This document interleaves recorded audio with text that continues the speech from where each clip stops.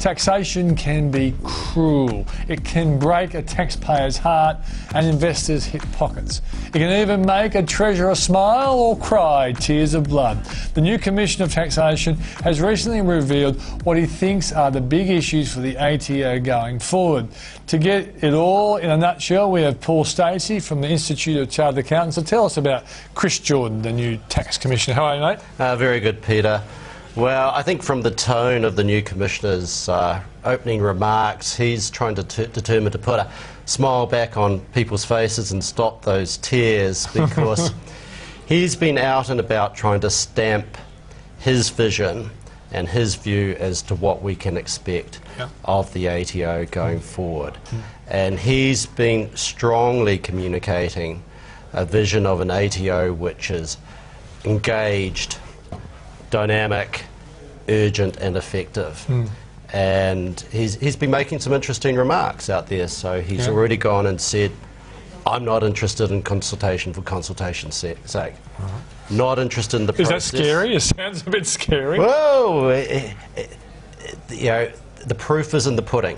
But what's interesting is, Paul, when the tax office did consultations, they often recruited him. He was often the smart guy they went to, wasn't he, Chris Jordan, when he was at KPMG and places like that? Poacher, turn catcher, as they could say, might say. But it's a good example of where he wants to drive the ATO.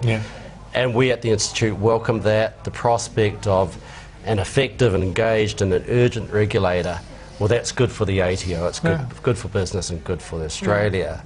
Because at the moment, we're seeing too many instances where the ATO is adopting unhelpful interpretations, which they're either at odds with what you'd expect the policy to be or inconsistent with commercial practice. So what the Commissioner needs to do is he needs to start enhancing the capability of ATO staff, elevating commercial expertise within senior decision makers, and enabling the ATO to take more pragmatic decisions where that's not inconsistent with their revenue raising. Can you give us a good example of what might be a pragmatic decision that would be good for raising revenue and not offend the people of Australia? Wow. Well, I would have thought tackling Google and Amazon if they're paying little amounts of tax. Is that a good example? Well, the interesting thing about that example is the ATO reported to Parliament last October, and they said to Parliament, we've looked at these companies, and do you know what? They pay about the right amount of tax given our current laws. So it's not a problem that these companies aren't complying with our laws. They are. The bigger question is whether the laws need to be changed for the digital economy and the increase in intangibles as profit drivers. So from an enforcement perspective, the ATO really isn't going to turn out that much more money because these companies are compliant.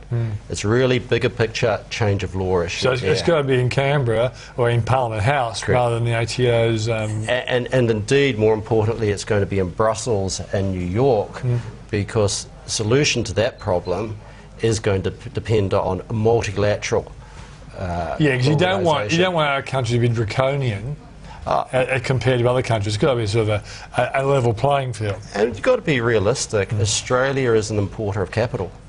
If we alienate, the foreign exporters of capital to Australia by going on our own too hard, too soon, ultimately the economy will suffer. All right. What about small business? You make any reference to small business? That's the interesting thing. To date, his comments have been conspicuously silent about small business. And maybe he's going to ignore them and give them a real wide berth. Do you think that's possible? I think not. It's like I don't Tell think me we're I'm going dreaming. to get you're dreaming. You're dreaming. Right. But you're right. That's an area where the absence of comment is conspicuous because for a small business, an ATO can make or break. How sensitive is it going to be in terms of rescheduling tax payments if the business is in trouble? There's a lot of emphasis of tone in what the new Commissioner is saying, but what we need to see is how that tone translates into action. Will there be a newfound sensitivity in ATO officers? Because of late, that tone has been, in some instances, a little aggressive and just to some extent oblivious of commercial reality. And as you know, for many small businesses, they're doing it tough. Yeah, a broke small business can't pay its tax bill. Correct, and there doesn't seem to be much point to put it into insolvency to then try and recover. Paul, do you think Mr. Swan sat down with Chris Jordan and said, "Now, Chris, what we need is money. I've got a budget deficit here, and I want to convert it into a budget surplus." Do you think there's a bit of pressure from the government on Chris to bring the money in? I think Chris is very politically savvy, and he's a great communicator. And I don't think the Treasurer had to sit Chris down and say that. I'm sure he saw which way that wind was blowing before it hit him. Any other big issue that came out in his recent speech? Thus far, what he's trying to do is set tone. He wants greater collaboration between the ATO and Treasury and between taxpayers and ATO Treasury. He wants the ATO to get more involved in the tax policy design space. He's looking at alternative dispute resolution. Can this be made quicker and easier and cheaper? Right. And these are good areas to focus on. One final area is, do we expect him to be a tax commissioner who'll come out and talk on television programs like this? Do you think he's going to be that kind of guy? Oh, I think he will. He's a very strong communicator. And he's very presentable, and I think the difficulty for the tax office will be holding him back. He won't be backwards and coming forward. Project Wickenby, you reckon they'll continue? Has that been a successful program? I think on a dollars return for dollars investment, it has.